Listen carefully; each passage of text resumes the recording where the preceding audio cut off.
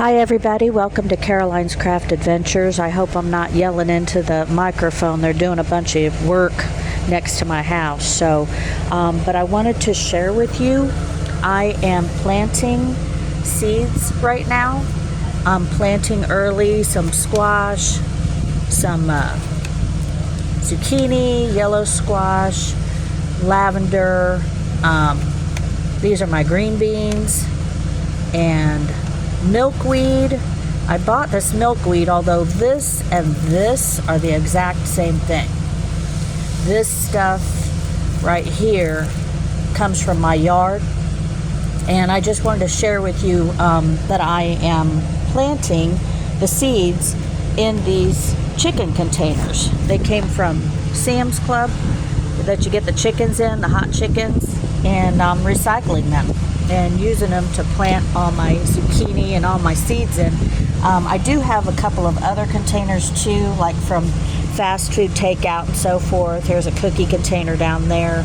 But I just wanted to show you what I'm doing, because this is a real nice way to use up all these containers. If you see them and you're like, I don't know what to do with them, they're very useful when you're trying to plant new plants. This one was from some place I don't even know, but look, it's nice. It's a good size, perfect to plant some things in. It's your own little mini greenhouse, so you don't have to buy them. I do have some that I bought last year. Actually, my husband bought them for me, but this year I'm trying these too, because I do want to plant a lot of plants and get them planted early. It is in March, early March 2026. I'm in the Midwest, so this is my growing time to start, and I'm gonna put my seeds in all these little holes here. You see I started, and my advice, I've been doing this forever and ever, my advice would be to always plant more seeds than you think you'll need,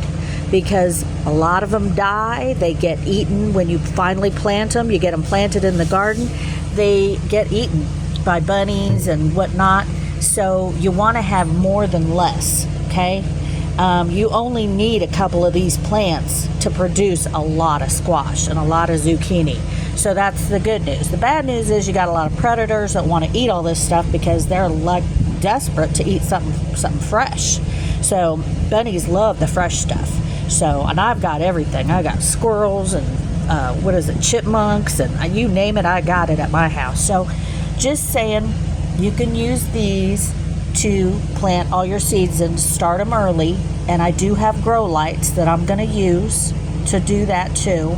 And I'm marking them with this tape. This is just plain old masking tape.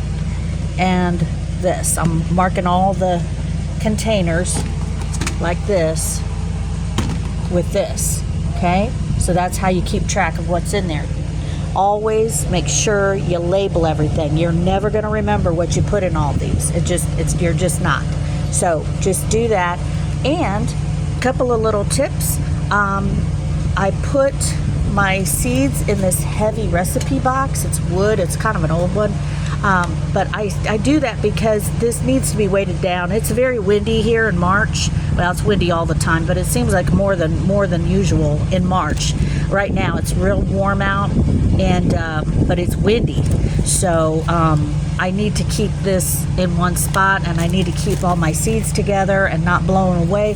So I always put them in some kind of heavy container, and this time it's this old recipe box that I happen to have. Okay, so moving along on a different little note is I'm a designated monarch station area where I'm at. My house is now.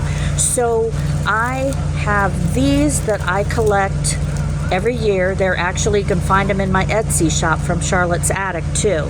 I sell these, but these are what I'm gonna plant, and they look like this. This is what they look like. I bought some just because I just bought some, but this is what mine come out like. These are called wild milkweed, I think is what they're called.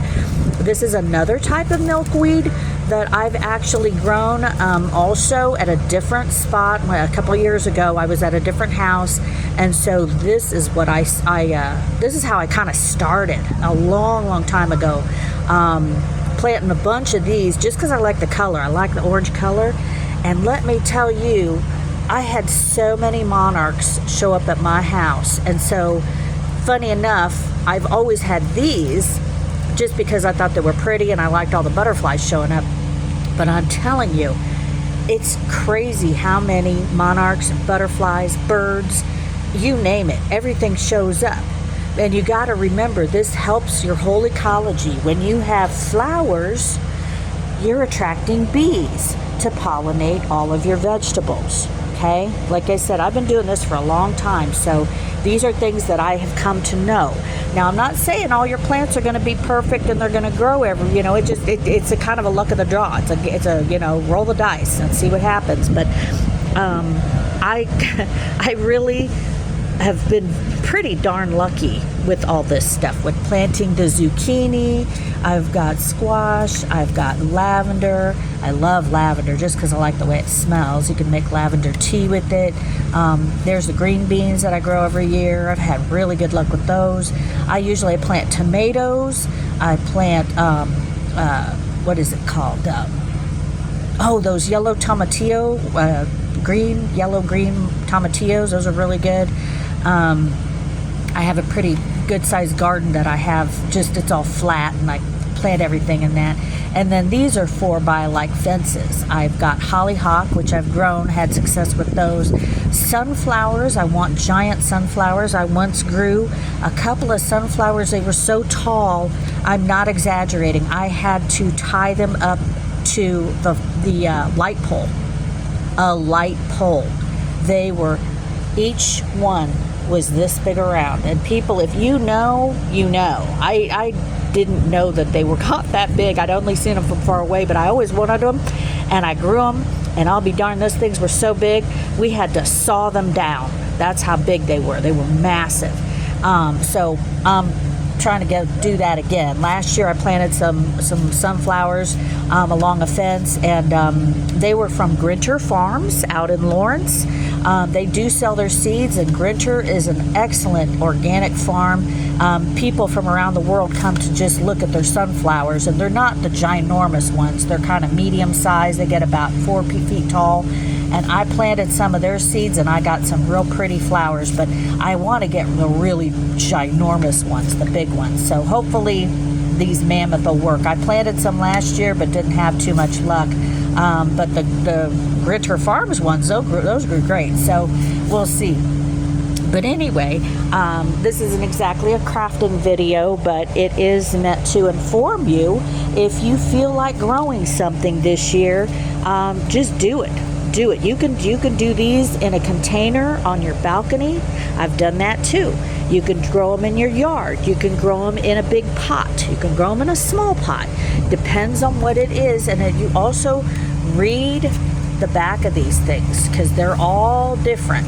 Everything has a different time of year to plant, and you can plant them indoors. They call it indoor planting first, if you want to do that, which is what I do. I've done this for I don't even know how long. I just like doing it. I like starting them indoors, but always plant more than you think you're going to need, because they're going to die. Some are going to die, they just do, and some are going to get eaten. So you'll end up with maybe 4 plants, okay? So plant more than less, okay? They need sun, they need warmth. I'm not going to leave these outside when I'm done. I'm going to go put them in my house, and I'll put them under grow lights, and hopefully by May I'm going to have some really nice plants that I can stick outside of my garden. Okay, so, and I'll keep you posted, and hopefully I'll have some butterflies in September like I did last year. I think I had like 60 last year. I tagged 50, and I had 60 that I actually kind of kept, in my porch and released them. So had really good luck with that.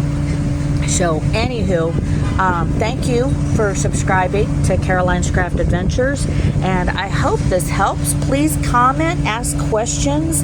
I'm not a professional gardener. I didn't go to school for this, but this is all knowledge from years and years and years of growing things. And I've grown about everything, so pretty much everything you can possibly imagine. But I would definitely tell you to plant some stuff, even a tomato plant. Plant a tomato plant. They're not real hard to grow, but just start somewhere. You'll be amazed how good fresh stuff tastes when you take it to your table.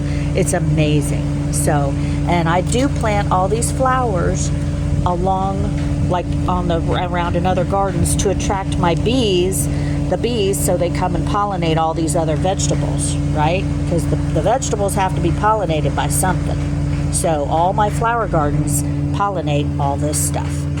So anyway, please like and subscribe to Caroline's Craft Adventures, and please comment. I'd love to hear from you and your thoughts and how much luck you've had in the past with this, or if you're just going to try it this year for the first time, okay? Thanks so much for watching. Take care. Talk to you soon. Bye.